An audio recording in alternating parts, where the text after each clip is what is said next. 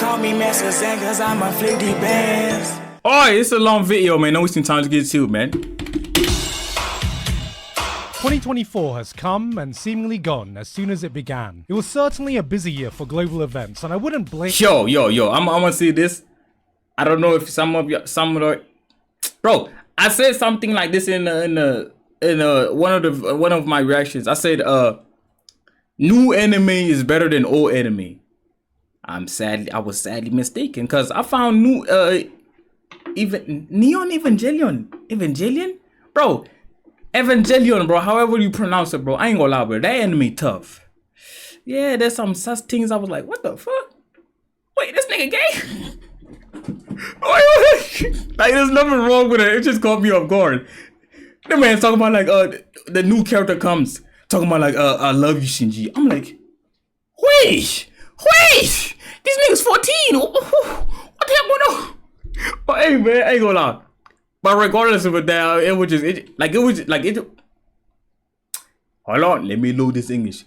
It was just something that caught me off guard. I ain't got no problem with. For me, that community, for me, I'm not one of them weird ass people. I don't really care about. I treat everybody the same. For me, I hate everybody equally. Not like in terms of like their sexuality. No. Niggas don't annoy, bro. Some of y'all niggas be chatting too much like me. But yeah, I'll just be annoying. What I'm trying to say is, I was wrong when I said new anime is better than old anime.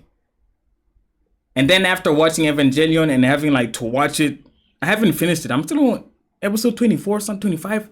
Bro, I ain't gonna lie to you, man. Old anime, I like a lot of old anime is better in terms of like this. They don't have this, like they don't like force these weird ass relationships where like they make a young person fall in love with a big person. And these things of lollies and all that. Like, bro, what is with like new anime and like over sexualizing and like fan service, man? Damn, I know they make more money, but shit. I'm just trying to enjoy anime, man. I'm not trying to be like every time I'm watching anime, like, cause I got a lot of speakers, you feel me? So I'm watching anime. Niggas when they passing by, bro, they probably think I'm watching some weird things, but I'm literally watching like, brother. You would think I'm watching hentai, bro. Wanting to shut off the world and put on some anime. And thankfully, this year, anime came to play. Okay, then hang on. Hold on, my bad. Then, yeah, it's weird, but it's like weird, like it's weirdly enjoyable. Like that's a good amount of. Wait, do they have fan service? I think they do. They probably do. Yeah, that's how it is with every new anime, bro. But yeah. It's decent though. Like I be complaining a lot when they do like too much. Like, bro, I'm not trying to see this man naked, bro. What are they talking about? You trying to suck their man D? I be complaining too much when they do that in anime, but nah, it's like they executed very well, bro. This English is pissing me off because I'm trying to not sound too black because I literally got a comment talking about like. I need to decrease my blackness. I'm like, bro, what you mean? You could have just said, I need to like learn how to put this. I need to like slow down on my like talking with like slang words. I'm like, big dog. My man talking about I need to decrease my blackness. I'm like, what the fuck you talking about? Same time, I need to decrease on the cursing. Okay, I'm gonna stop pausing. But it's a reaction though. Anime just keeps continuing to soar in popularity for the better and for the worse. For the worse, still, bro. I'm getting used to how much of a global phenomenon it's become. School friends who never had any interest in animation will hit me up telling me they saw Dandadan. People who had never heard of a Crunchyroll will casually talk about discovering this random Japanese show on Netflix. My parents watched anime this year. The idea of being a pure anime fan feels like it's slowly getting phased out as anime just becomes another part of pop culture. But for those— I'm not gonna lie, bro, to all the people that say anime back then when like we was watching anime, yeah, if we was watching anime back then and all the people that was saying anime is lame, you weird, you're cringy, oh, there is a group of people in the anime community that are weird. Call those goofballs weird. Some of us, we chilling, bro. We just watching anime, going about our days in normal lives. We don't be out here buying sleeping pillows of anime characters, bro. Weird ass shit, bro. Hey, man, on this channel, we judge everything. But we don't go to the point where, like, we get, like, Man, I don't give a fuck, bro. This channel is not for sensitive niggas, bro. If you're sensitive, it's not the channel for you. Just click off the video right now, because I'm finna piss you off. Yeah. I'm getting sidetracked. Bro, all the people that were talking about, like, back then, that were, like, clowning us, talking about, like, because we watch anime, we're weird. Now, all of a sudden, they watch anime, bro. Fuck y'all niggas. I need to decrease. I need to stop cursing, bro. Most of us who still wear that mantle. What else was happening this year? For about 2 weeks, our community became obsessed with Diaries, with the release of a song you'd last about 10 seconds in before realizing, Ladies and gentlemen, I think my brain just committed suicide. Yeah, I don't be watching none of this stupid things. after years of waiting, it looked like we were finally getting the first great Junji Ito adaptation. Uzumaki came out and smashed the curse by giving us an anime that did justice to his horrifying art. It was And then they dropped the ball. I don't know. I don't even watch it, but I saw a video of, like, over the animation just dropping on season 2 or season 3. disturbing. It was unnerving. This is it. The run that's going to change everything. We're gonna do it! And there comes episode 2. Frieren became a cultural phenomenon, popularizing the phrase, "That's what him or the hero would have done." Inspiring people so much that someone quoted him after stopping a real knife attack. In a rare case of a Frieren fan doing something outside of posting Yubel's armpits. Demon Slayer laid the groundwork for its final arc by having his big bad Muzan take 5 business days to walk to his destination. Fans seem to be split on whether this Come on, bro. He got an aura for him. pure badassery or just over the top silly. I'm just saying, if they really wanted their villain to have unmatched aura, they should have just fully committed to the Bollywood way of introducing their characters. Hell no, bro, do not, bro. Yo, bro, this guy's channel is big. Some stupid ass goofball that is like, he's probably working for like a big enemy that we like. Bro, do not influence that goofball, bro. They finna edit this thing like an. It felt like a I don't know how my parents be. Not my parents, my mom. I don't know how she be watching that shit. I'm not gonna lie. There was a time I had no internet or data, so yeah, I was watching them soapies with her. Hey, but hey, bro, they were doing too much. But they're entertaining, man. truck full of massive manga came to the end of their serialization, which included 2 mega hits. I'm still not gonna read manga, bro.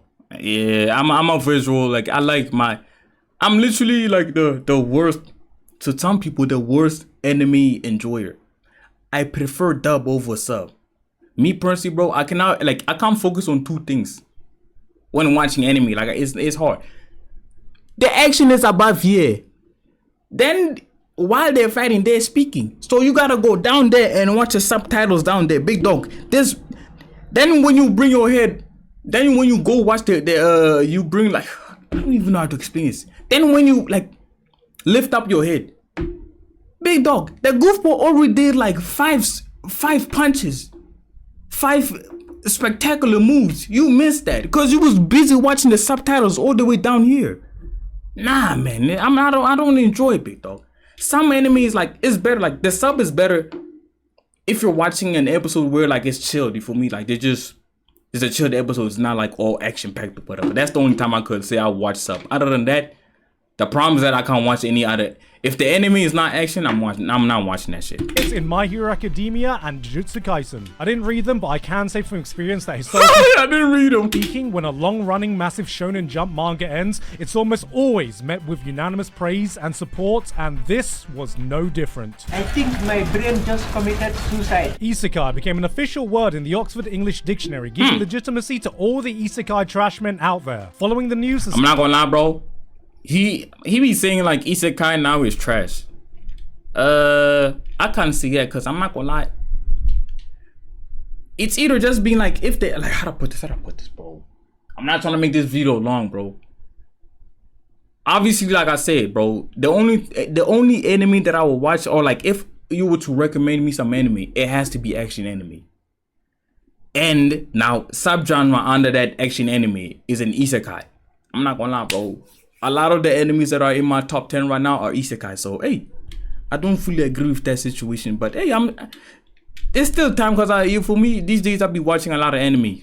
Well, since last year. search was officially started to find exactly who Truck-kun's British cousin would be. Here he is now. And last, but certainly not least, we lost a legend this year in Akira Toriyama. I tried writing a longer segment for this, but nothing I wrote felt like it did justice to this man's legacy, so I'm gonna keep it short. He may not have been the mangaka that influenced me the most, but he is the mangaka that influenced the most people around the world. He inspired a generation of people, and his work will continue to inspire for many generations This to come. nigga's And for that, spitting! what more can you say but thank you. Hey, RIP Big Dog, man. Even though I feel I can't do this because I'm like this literally disrespecting him in a way. But bro, me personally, bro, Dragon Ball, like I wish Dragon Ball should have, like me personally, bro, I wish Dragon Ball should have just ended with Dragon Ball Z. Wait, Super? Nah, Dragon Ball Super. Yeah, that's where it should have ended. After that, bro, I feel as if after Dragon Ball Super, bro, it's just money grabs, bro. It's just like they just continue the anime just to make money. The same with Boruto. I don't know who the hell watches Boruto, but dog. Who the hell is watching Boruto? Man. This was a weird year to try and distill down when picking my best anime. To avoid any confusions, these videos aren't just meant to be a definitive shortlist of my favorites, but it's my favorites that I want to passionately share and talk about with you guys, and normally that's the vast majority. But it turns out that a lot of my favorite shows this year I don't have more than like 2 sentences to say, mainly because many of them have very recently been on previous year's list and they just continued doing what they were doing so well. W So enemy for the right first here. time, it felt right just to do some quick honorable mentions for the shows that helped define my year, even if I don't have much new to say. But before we get to that, I want to have a quick word about today's sponsor. Alright, get your money. If he was a black man, I would just say get your money, black man. But because he's not black, I don't know what race he is. Hey, get your money, man. But we gonna have to skip this. Week be fun take with them. S went out of Venice with summons with them. This year with 18-4 with them. With S out of on Rock Demon Slayer shown deep in the first not on future seasons. I think my Character S went Bro, what does the bro? I don't even know where the sponsor ends. some insane direction at top resulting with 18 screen 18 with them with S out of future. My bad, big dog. Technical Not difficulties. so much with the development, but more spending as much time as it for not on fun Bro! character writing here. Through the world S went with some insane resulting in. With that 18 screen days, you can also get a free 10 pull. What, not enough? Alright, a little greedy, aren't we? Well, here you go, you 18-4. Click that link in the description to download Honkai Star Rail today. Thank you very much to Hoiverse for sponsoring me today, and with that said, here are some of the honorable mentions. I actually really enjoyed this season of Oshinoko, maybe even more than the first season. This year, we shifted gears to spotlight the Japanese theater, resulting in some of the best episodes we've seen in the entire series, with some insane direction at times that truly made you feel like you were living an authentic theater experience. Wait. Huh?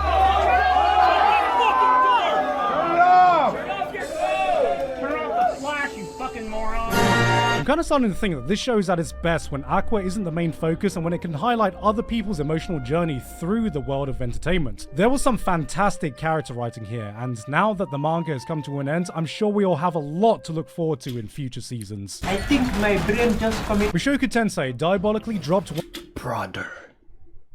This anime right here. Funny. Action. Interesting. Brother. This anime is in my top 10. Yeah, you see? Is it an isekai? I think it's an isekai. one of its best ever episodes on Father's Day, then preceded it in the most Mushoku Tensei style possible, leaving me with some mixed feelings. Not so much with the development, but more in the manner in which it was executed. For a series that historically has had Eesh. I'm thinking about it. Then because I saw her, I just remembered her panties, bro. Oh, brother. It's like, damn, bro. There's some good ass anime out here for me. But damn, man. Okay, let me stop complaining. It's a tough anime, even though like it has some questionable things. had no problem spending as much time as it needs exploring the complexities of human emotions. This one felt a bit out of sync. I still enjoyed it, but for the first time it left a bitter aftertaste in my mouth. And I'm not talking about whatever Roxy's been drinking. It was a delight to see the wacky chemistry between the Konosuba cast has not gotten boring at all. Demon Slayer was a 10 out of 10. For one episode. Before that, it was the weakest season so far, shown by the fact that IGN gave it a 3 out of 10 and didn't set the internet on fire. Even though I Damn. think that's a little low, because surely this moment alone should bring it up a bit. Then Stop doing. there were the two juggernauts of last year, Apothecary Diaries and Frieren, continuing their amazing run from 2023 to 2024. I introduced my mum to Apothecary Diaries this year, thinking it'll occupy her for a good week, and I thought I liked watching anime until I walked in one day later and she looks at me in the eyes and goes, "It's done." That was too short. It was at this point I realized no matter how powerful I think I am, I could never hope to match the power level of Asian mums watching their soap operas. And while I preferred the first half of Frieren that aired last year, it still continued to be a stellar show, tournament arc and all. I know everyone's thirsting over this green-haired girl, but I gotta say, the old man won my heart. A mage of principle and respect, reminding us that you may be out of mana, but you ain't out of hands. Showing the young'uns how to truly pound people up. No Diddy. Make no mistake, if this was a Nobody was thinking about Diddy, big dog. Oh, brother. one sentence list, both of these shows would have easily ended up in my top 5. And on the other end of the spectrum, there were other returning shows like My Hero Academia. My Hero Academia. I'm not gonna lie, bro. Yeah, I'm gonna say this for the new people. I don't see myself watching My Hero Academia. I don't know why. There's nothing pushing me to watch it. It's literally like it looks tough, but I don't know, bro. There's nothing pushing me to watch it at all. I'd rather watch it out of enemies. I just had to put it out there for the new people. Academia was once the golden child of shonen, carrying on the torch to a new generation of anime fans to a post-Big 3 era. People loved it. People couldn't stop talking about it. Then one day, it felt like everyone woke up and just went, "Yo, this shit boring." My Hero became the punching bag of jokes, while other titles rose up and grabbed the spotlight. And as time went on, it felt like those jokes turned into complaints, and then eventually those complaints turned into indifference. And while it felt like many people had given up on it, I quietly continued watching in hopes that one day it would remind me of why I loved the series in the first place. And this year, I remembered what it felt like to go plus fucking ultra.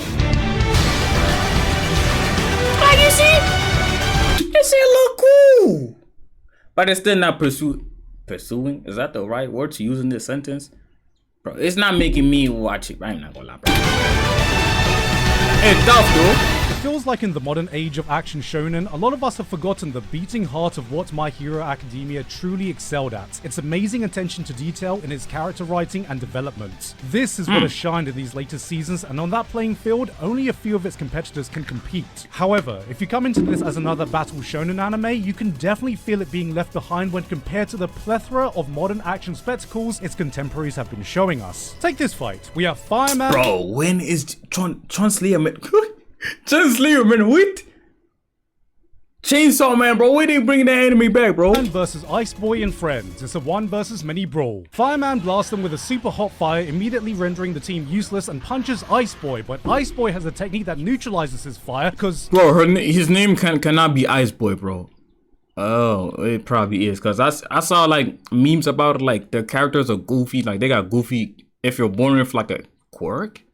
I think that's what they call it. Like it's ass cheeks. You know, he's actually half fire, half ice, and then punches Fireman. But then Fireman brings out fire that's even hotter than his previous fire, so Ice Boy brings out his ultimate technique, an even colder super duper ice punch. It was at this point I realized I'm not watching an active brawl. I'm watching a turn-based battle on autoplay. I know this sounds like complaints, but this is all to say that if you are able to get past all that, when you can focus on its strengths, when you see all these character storylines collide, it is able to go places few other shonen action shows are able to, and this season was a non-stop barrage of that. Endeavor facing the mistakes of his parenting, Todoroki coming to terms with his family trauma, Bakugo turned into a sympathetic boy, Ochiko proves she's more than just a good girl, Himiko proving she's more than just a crazy girl, Deku stop listening to My Chemical Romance, All Might, Hawks, Dabi, Ida. They made me hype seeing Gentle again. Gentle? Fucking what? This almost didn't feel like an action show. This felt like an epic soap opera where coincidentally people solve their conflicts by punching each other. It may not be doing what shonen action does best, but it is doing what My Hero Academia does best. Now, approaching the finish line to its legacy, it felt like My Hero has stood up for one last hurrah as it— Oh, bro. Bro, him going on a rant about this anime is like, bro, it's like, damn, bro. I really wonder if like when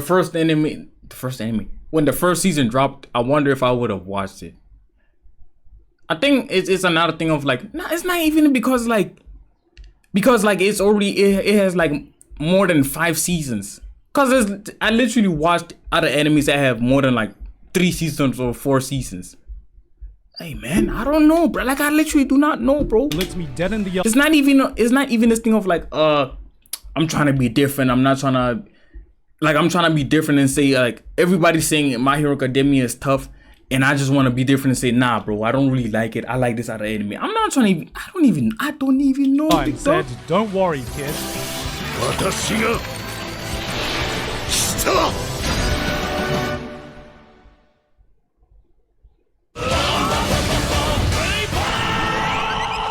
What's this now? Sometimes you come across a show that gives absolutely zero fucks and condenses its entire being into achieving one objective: having fun. That is Brave Bang Bravern. This is what happens when you That's a stupid name. take the over-the-top ridiculous hype of Gurren Lagann, add a bit of tokusatsu, and crash land it into the manly bravado world of Top Gun. Then make it about as straight as it too. It is a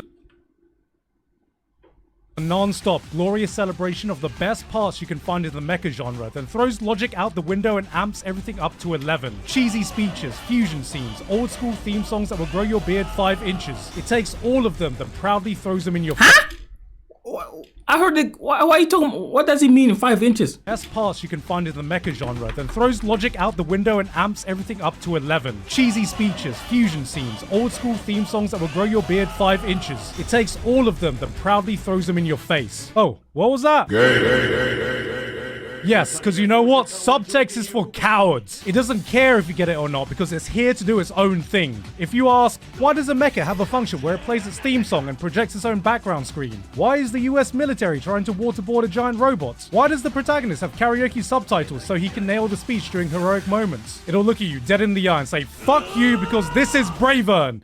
BRAVGWBGWBBW. Damn, nigga! GGWBBW. What does that spell? It's a treat when you watch a show where you can tell every single person working on it was having a blast, and you get infected with that same joy. This is the shitpost of mecha, the YouTube poop of super robots. Forget a no bullshit show, this is an all bullshit show and is damn proud of it. It's a I do like some goofy anime. Why is this guy shirtless now? show that fully commits to hitting every single emotional beat it needs to, then takes one step back and laughs at itself. Come on, wake up! こんな時だったのにお盛んだね。バカね。私たちもでしょ。If you're still unsure about the appeal of mecha, if you're unsure of what makes super robots great, give this one a watch. This isn't just a love letter to the mecha genre, this will make you fall in love with mecha. Okay, I'm brother. What is this scene, bro? Alright, man, you already sold me, bro. I'm gonna try and see what's to it, man. You know, figuratively speaking. Make love to You me. know. Yeah? No. Just hear me out. Bro, No. Bro, your dick finna get mangled.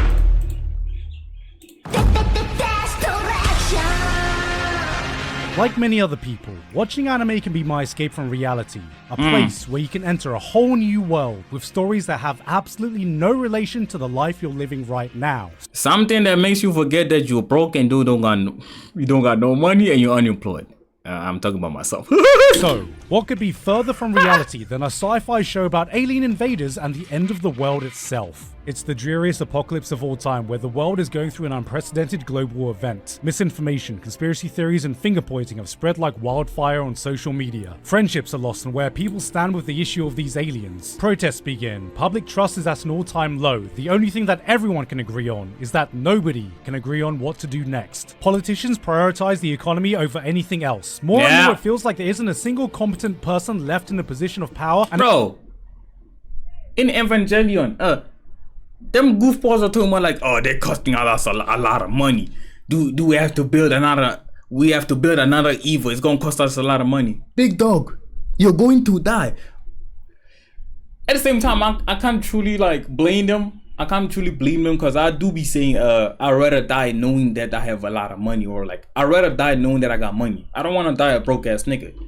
But it's like there's a difference between that or like me at least just trying to like, for me, rest or finally rest knowing that I'm financially stable. Them goofballs, they're literally about to die. They're in there like, how do I put this? If they're doing like do something, they about to die. The extension of humanity. For me, it's just I'm just thinking about myself. It's not like how do I put this? I got a kid, and instead of like buying that kid things that they need, I'd rather die knowing that I didn't spend the money on that kid. Like, it doesn't make sense. In between all that, the series asks, what does it feel like to be a teenager? Trying your best to grasp a sense of normalcy after living through major historical event after major historical event. This was the realest anime of 2024. Dead demons. Destructions takes a different approach to the First Contact story. This isn't about an invasion. This isn't about communication. This is about people feeling absolutely lost, trying to cope with a world that seems to be crumbling around them. It's a cynical, biting look at life that sometimes felt a little bit too uncomfortably reminiscent to reality, showing us that even during an apocalypse, life has to and will go on. But there is hope, cause even during a chaotic time with aliens, spaceships and sci-fi laser weapons, only then can the true heroes of society emerge. お前もそろそろしっかりしてほしいよ。父さん、SNS にはびこる私意識高いですアピールを繰り返す勘違い野郎を探し出し、心霊写真をポストし続けなきゃならないのだからな。My nigga, you need to put that work into the gym. Ah, he's finally here. Biblically accurate Twitter blue checkmark user.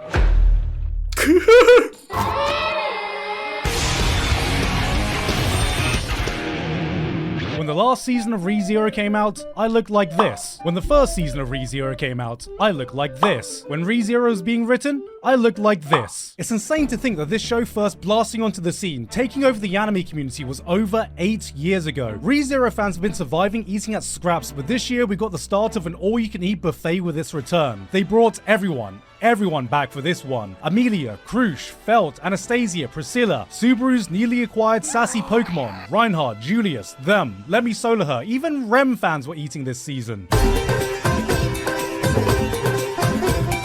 If you were one of the people that thought Season 2 was a little slow in plot progression, Season 3 went, don't worry, I hear you, and started off by dropping a nuke on itself. This was a no bullshit, non-stop barrage of chaos. When you thought the situation couldn't get any worse, it does. Just when Subaru learned to value his own life and make an oath not to rely on the return by death mechanic— Wait, his name is Subaru? Like Subaru, like the car brand? I'm not gonna lie, bro. If I watch the anime, or eventually when I watch the anime, I'm not finna be focused, because every time they call him, I'm finna be thinking, let me load this English. I'm finna be thinking about a car. Like, oh, Subaru. This nigga name is Subaru, what the hell? This pushed that commitment to the absolute limit. I know a lot of car names are literally, the names of a lot of car brands are names of actual people. I know, but it's... One thing goes wrong, then two. Before he can even put out one fire, 10 more pop up. There reaches several parts where you think this is the point of no return, only for the series to hold and keep holding. Then it holds for another whole episode until you want to scream, please Subaru, there is no dishonor in typing FF15. This show has never been shy of introducing wacky, eccentric villains, and yet even this season had me going, good lord ReZero, as I jizz and breathe. Forget introducing one villain at a time, let's introduce them all from the entire spectrum of crazy and deranged. To others so despicable, I genuinely hope every time he pees it goes off in 2 streams and they both miss the toilet. They were introducing so many surprise villains, I was expecting one of the episodes to end like, I was completely wrong, wasn't I? I had the dates wrong. All this time. Diddy, come on out! This was... Hey! All this time. What the hell was this? This was the action-packed season many of us asked for, and the real difference is just seeing how much Subaru is stepping up to the plate. It's been an absolute pleasure to see how much this is not the same Subaru we all recognized from the beginning, and now... Again, I'm thinking about the car. The dominoes are set up for him to knock them down in the most emphatic way possible in this arc's conclusion in 2025, and you bet your ass I'm gonna be there.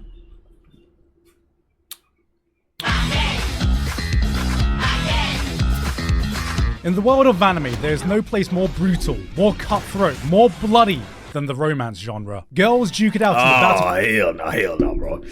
I'm finna make a lot of y'all mad. I'm not into the whole romance anime thing for me. this and that for me. I have both parents, so this thing of like, oh, you was not loved as a kid, that's why you don't like to show your emotions. No, bro. Who the fuck likes crying or like feeling emotional, bro? I like being happy. For me, like shit, if I'm chilling with my shit, I'm trying to be chilling with her and enjoying good life. I'm not trying to be crying with her, boy. The hell? I know that's not possible because we live in this real world where like things can literally just turn south or whatever, or however they be seeing it. Filled of the protagonist's heart, tears are shed, hearts are broken, blood, protein is spilled. But as we all know, there can only be 1, 2. I really want to skip. I ain't gonna lie to you, bro. 100. 0 winners, while the losers are there just left to rot. But this year, too many losing heroines saw all that and went, you know, just because a girl lost doesn't mean she wasn't best girl in the show. That's supposed to mean. And anime girls with short blue hair deserve to be the main heroine for once. And cute tomboys and awkwardly shy chicks deserve their time in the spotlight too. I agree with that one. And I want a little sister who's way too overprotective and calls me Oni-chan because I love my little sisters. That's that's another thing of that. That's one of the aspects in anime that I hate, bro. The big brother be out here like talking to like talking to his friends that are females, and the little sister be getting jealous. Bro, what type of Alabama is you? Type of thing is you on, big dog, bro? Too many losing heroines was the answer to all of that. It looked at romance anime and said, I'm tired of this single elimination bullshit. Where the hell is my losers bracket? And losers is all we see.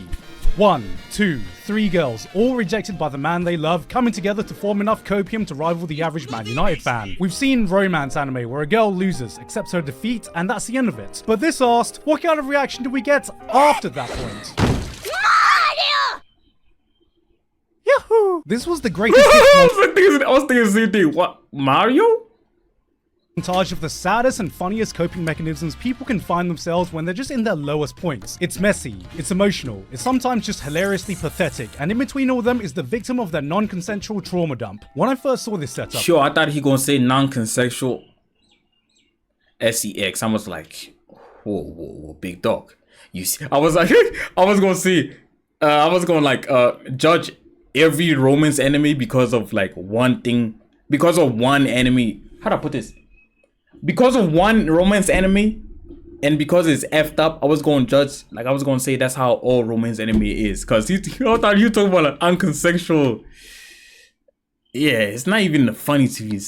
I thought I had the show all figured out. Oh, here we go again. A laid-back, reserved guy paired with some loud, energetic, Genki anime girl. Wow, that's a trope I've never seen before. Yeah, that's another thing that's not gonna make me watch the romance thing.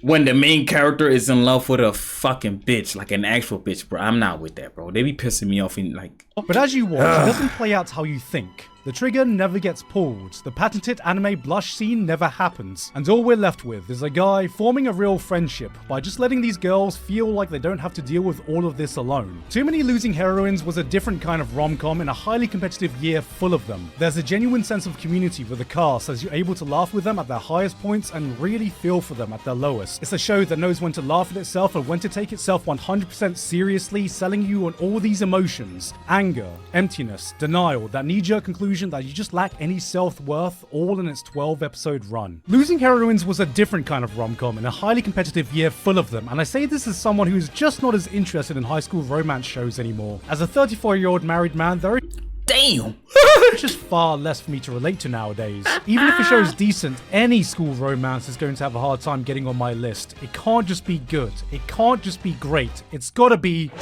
bloody fantastic.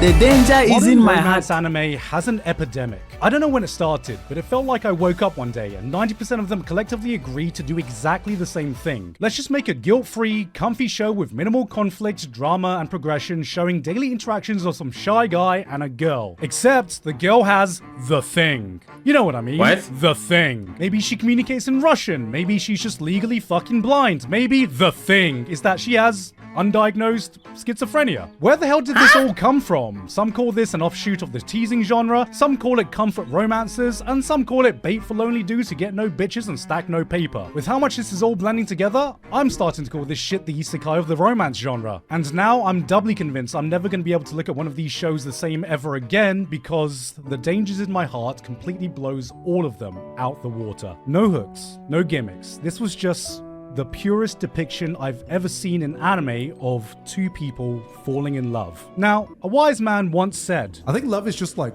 cringe. I stand by that. I think Who love said is it? just like I know the day his wife saw this clip, bro, the nigga slept on the couch, bro. Why would you say that? cringe.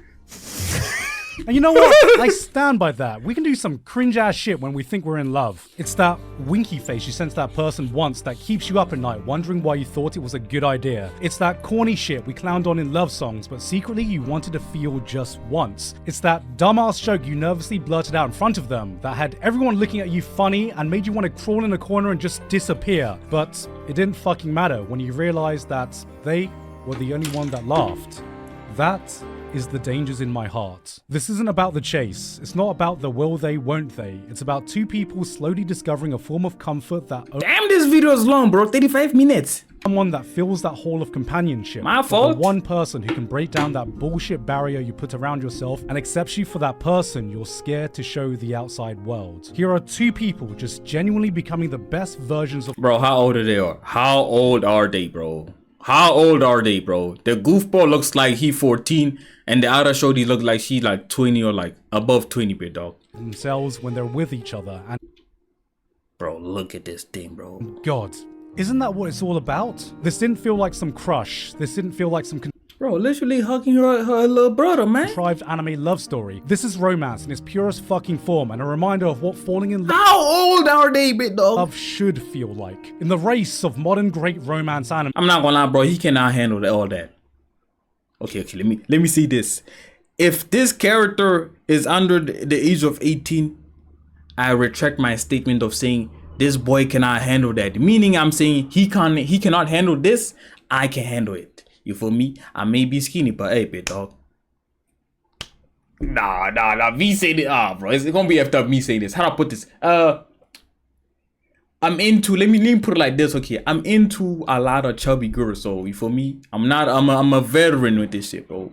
I'm not no weak ass nigga. I may be skinny, bro, but hey, bro, I can lift shit, my nigga. I can lift shit, nigga. There's nothing that can, you feel me, defeat me, big dog. That's me right there. The only thing I haven't like played is like the sugar mommy type of situation. For me, I haven't found myself like a MILF and see what's to it, to that sphere or that life. I haven't started that life of like seeing what's going on in that side of life where like shit, a young nigga like me dating someone who's like 40 or whatever. I'm of legal age, big dog. I'm 24 this year. I don't look like it, but I'm literally 24. So yeah. you've heard of Kaguya-sama Love is War? Well, get If she's of age, bro, big dog cannot handle that, bro. Only I can handle that. ready for Yamada-kun Bro, they look like a little brother and a little sister. Love is Cringe.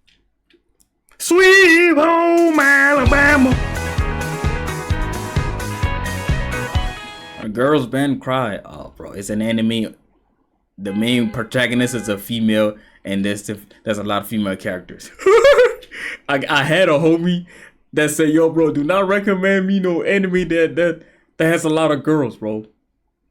Like, new anime be doing too much. You feel me? Like the fan service, they doing too much, over sexualizing this and that. No wonder he's like, at the same time, he trying to watch an anime where he doesn't have to worry about like bitches screaming in a weird way.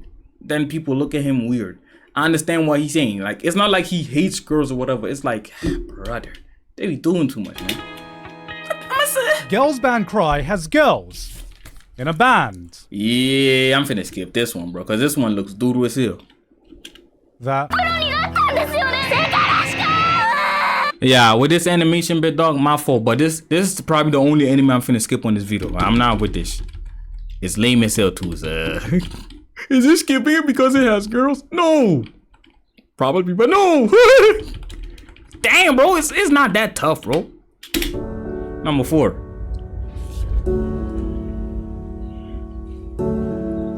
Please be In this tough, day and bro. age, we've seen it all. Thrillers, gangster stories, pirates, ninjas, knights. It's so rare to see a concept that Gigguk, or however you pronounce your name, or fuck you for that shit. Why you had to do my boy Naruto like that, bro? hasn't been done before. A story yet to be told, and Orb on the movements of the earth was all of that, and so much more. In a time when faith was the dominating school of thought, when studying science was the Asian parent equivalent of finding out your kid wants to go to art school, what if you had to prove to everyone that the earth isn't the center of everything, but we're actually a rock flying thousands of miles per hour through the vastness of space, held down by this invisible force you can't touch, see. Considering I'm seeing the background where this guy stays at and the time, yeah, he finna be burned. He finna lynch his ass, bro. Your smell. Oh, you think you can do that? I bet you still secretly give Pluto the planet pass when no one's around, you lying prick. Orb isn't just the story of heliocentrism. It's a captivating tale showing how one simple idea can change the course of so many lives. An idea that just won't die no matter how many times you try to extinguish it. It passes from person to person, generation to generation. This story is a testament to the lengths people will go in the pursuit of truth, in the face of adversity, in the face of unimaginable pain. Nothing can cage humanity. I'm not gonna lie, bro, I'm weak as hell, bro. God, please give me strength, cause like I say, my religion or whatever, but I'm not the holiest. I pray to God every day. That's what I do. But I don't be going to church. I stopped going to church. Yeah, like I'm trying to say, big dog. In our religion or in my religion, you literally have to die for, like, you have to die for what you believe in. But I'm a weak ass nigga, bro. I ain't gonna lie to you. God, please give me strength. That's all I can say. If someone test my, for me, like, yeah, man, for me, hey, having to die for something, God forgive me. His desire to look at the We're universe getting and hot go, in it, bro. if Dr. Stone made scientists look cool, this is a full-on celebration of the scientific method. Because when the universe looks down at us and says, I will never reveal my secrets to you, humanity looks up and replies, fuck you, we're gonna try anyway. This is both the brutal reality and true beauty that comes in that pursuit of knowledge. How many people laid the groundwork of research and died just before a massive breakthrough? Now this is actual real anime, bro. Not that fan service bullshit they be shoving down our throats. Pause, like, bro. Are the real heroes of science the ones who come up with the correct ideas, or the ones who suffer the heartbreak of realizing? Now this anime my homie will actually watch, because it doesn't have a lot of weird things, and it doesn't have girls in it screaming or moaning. They've dedicated their life work researching down the wrong path, and yet still accept it, knowing that the next person will now know what not to do. It's the legacy of all these unsung heroes of science that Orb wants you to think about. This isn't about a life, but the lives of the people that give us the understanding of the world we have today. It never stops reminding us that through every great individual, every achievement, every giant leap humanity takes stands on the back of the work of the people that came before them. No matter what kind of old-fashioned archaic thinking that existed back then that could halt the progress of humanity. 誰もが簡単に文字を使えたらゴミのような情報で溢れ返ってしまう。 Wait. Hold on a second. This guy might be onto something. Wait, what?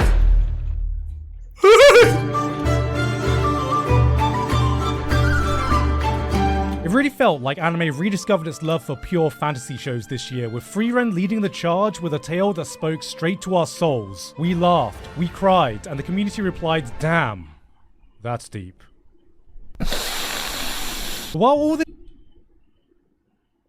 was going on, another show was cooking with a different approach. It had elves, it had dragons, it had dungeons, but looked at all these monsters and went, Feast mode activated. I wonder, bro, considering I'm not a cooking person, or I love cooking. I don't even cook. It's for okay. We live in sensitive times. I can't even make jokes that I do not truly believe. Like, it's just a joke. But yeah, if I'm not a person that loves cooking, I do love food, but I don't like the cooking. I don't really feel as if I should watch that anime. #hungry. FeedMeMore.com. Dungeon Meshi satiated all our appetites by giving us a different kind of fantasy show, and when I saw this I thought, wow, Finally, an anime where people just want to eat monsters and not want to fuck them. It presents itself as a low-stakes, comfy cooking show and hits you with an attention to detail in its world building that... Bro, and we put it like this, you feel me? I don't give a fuck about those niggas, you feel me? They weird, I don't care. The furry community, bro, if they're not doing weird things, they just dressing up, you feel me? That's cool. But I found out they are also into this thing called bestiality. The word that I just said right now is probably YouTube did probably mute it or something. I don't know, something like in the captions, like rewind this video and turn on the captions and tell me if like the word I just said bestiality is muted or whatever. Yeah, I found out it's not all of them. Some of them like that, and I was like, no, bro. Doesn't matter even if like I'm watching an anime and they got a thick ass character, but they're a dog or like an animal or something, or they are any type of creature. Yeah, I'm not with that bit, dog. I'm not finna be like, oh bro, she hot. Like, I'm not finna join the bandwagon and say, oh nah, I ain't gonna lie, she do look tough now. Because I think about them weird ass people. Some of them are weird.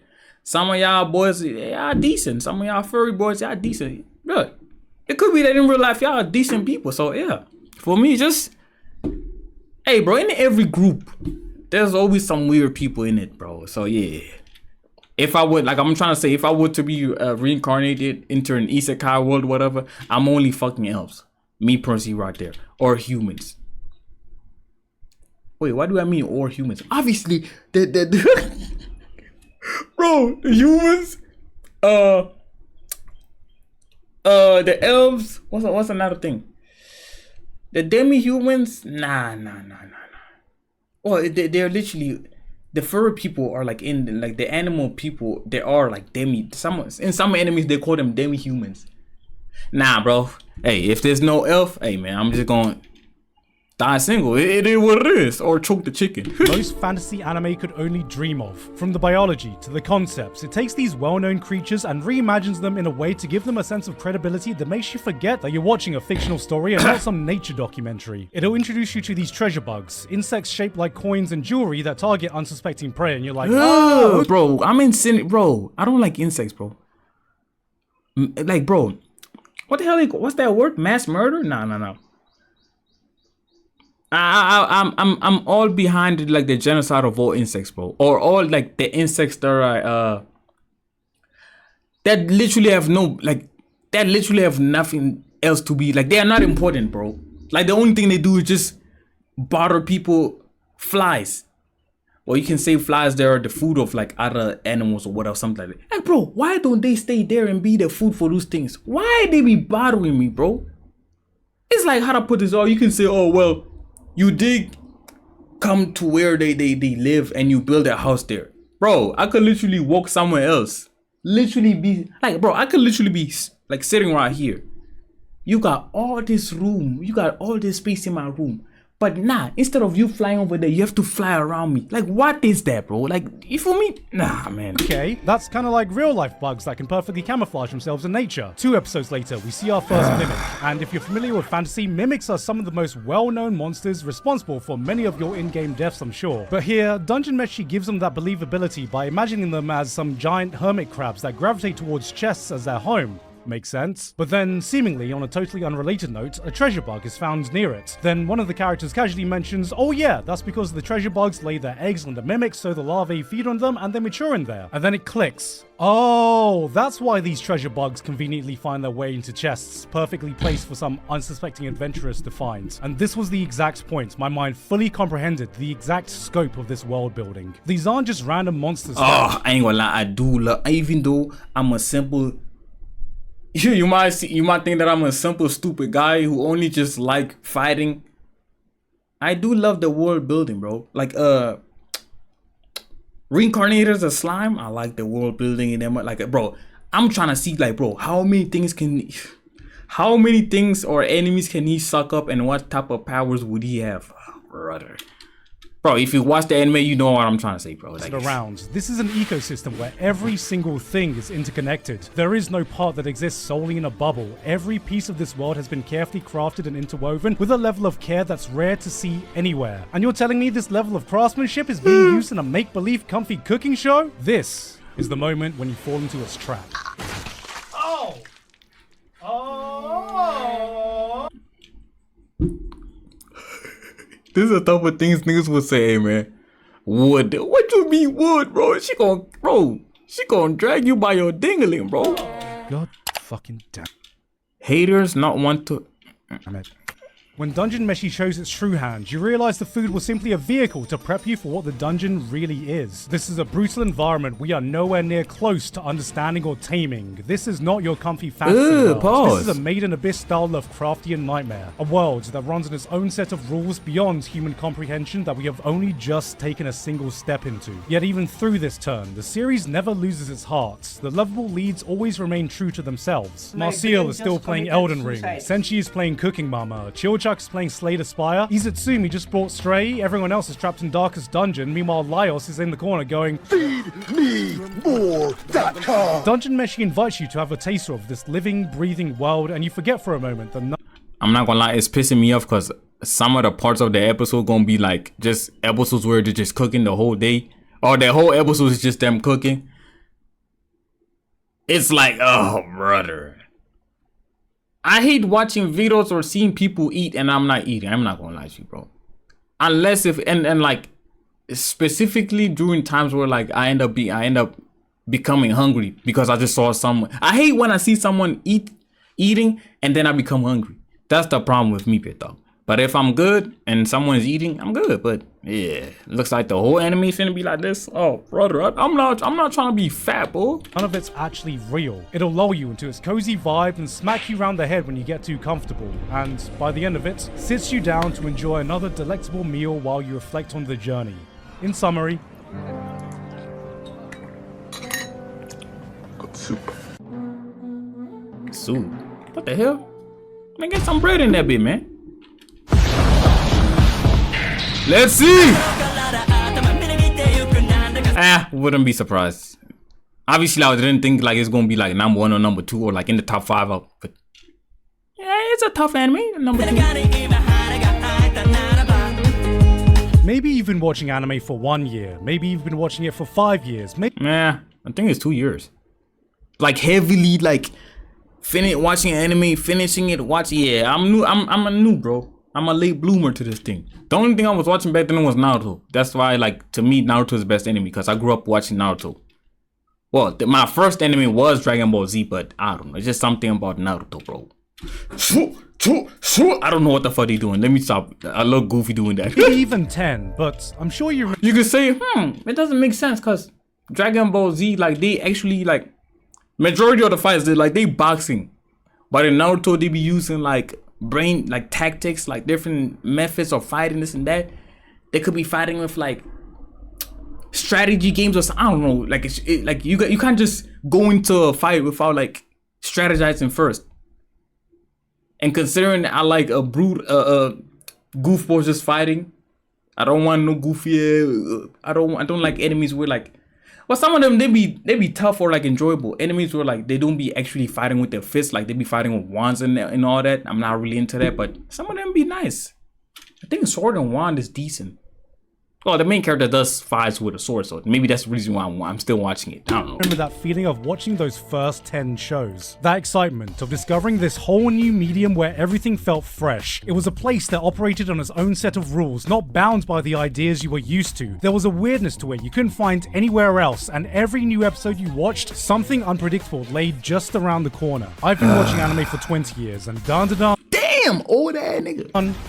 Took me back to those times. Shonen Jump is a place where its formula for success has been repeated over generations, so when a new title gets adapted, we normally know what the rules are. And Dandadan starts by taking that rulebook and setting it on fire. At first nah, bro, I feel as if like the goofballs who made this anime, bro, everybody who's like involved in this, like the production of this anime, the manga, whatever, bro, the first person who wrote the story, whatever, the owner or something, the creator. I feel as if these guys they do drugs, like heavy drugs, people. like all types of big heavy directors you know of, like they doing those directs before they animate or like create the story, bro. You think, okay, it's another battle shonen. Then you realize, hold on, it's actually a rom-com. No, sci-fi. Wait, it's a supernatural. Maybe actually it's even a horror. You go through this entire notion before it even occurs to you that 90% of this show revolves around some dude getting his balls back. This is what happens when you throw everything against the wall and say, fuck it, we ball. You could be the strongest observation haki user and still be unable to predict what happens next. When you expect it to go forwards, it goes sideways. When you say jump, which episode is this one? It's what happens next. When you expect it to go forwards, it goes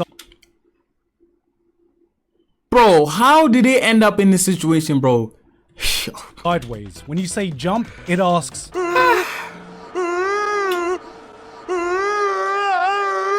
It exudes this childish freedom of expression you forget how to do as an adult, and the most incredible thing is that somehow, someway, it is able to take all this chaos. Is that a biscuit drinking milk? And keep everything cohesive. This is a show that can make you laugh, make you cry, make you hype, leave you in absolute awe in some of its most beautiful moments, all while staying true to its own special brand of weirdness. In the sanitized, safe, risk-free world of modern entertainment, watching this reminded me of the childish excitement I should feel when watching a new anime. And the only thing holding this from the top spot is that we've barely taken a step off the starting line. Nah, it's tough, bro. It been doing it little thing, bro. It's a new anime. It's on the top 5. You know, if I'm being super honest, I don't even like drawing manga. It's a pain in the butt. Relatable. Then, why do you draw, Fujino?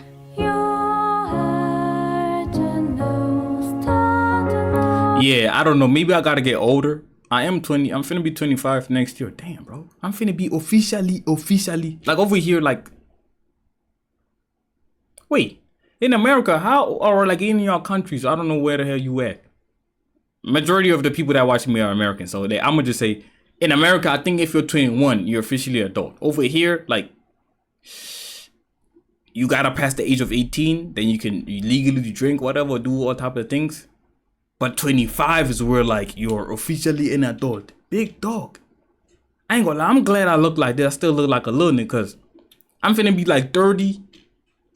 I pray to God I reach those ages. I'm finna be 50 and still look like I'm 25 or something, man. I like that.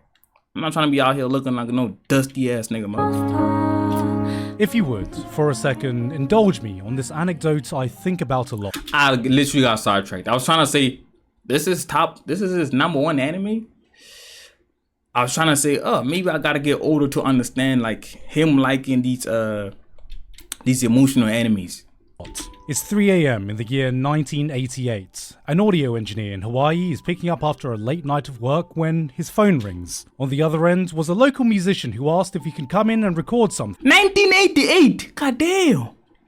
Of course, the engineer told him that he was closing and they could easily come in the next day, but the guy pleaded to let him record this idea he desperately wanted to see through. 15 minutes later, that person came in. He played one song, one take, and it was over. For years, that recording would lay dormant, only to actually be released 5 years later. That guy was Israel Kamakawiwo'ole, and that recording was his now world-famous rendition of Somewhere Over the Rainbow.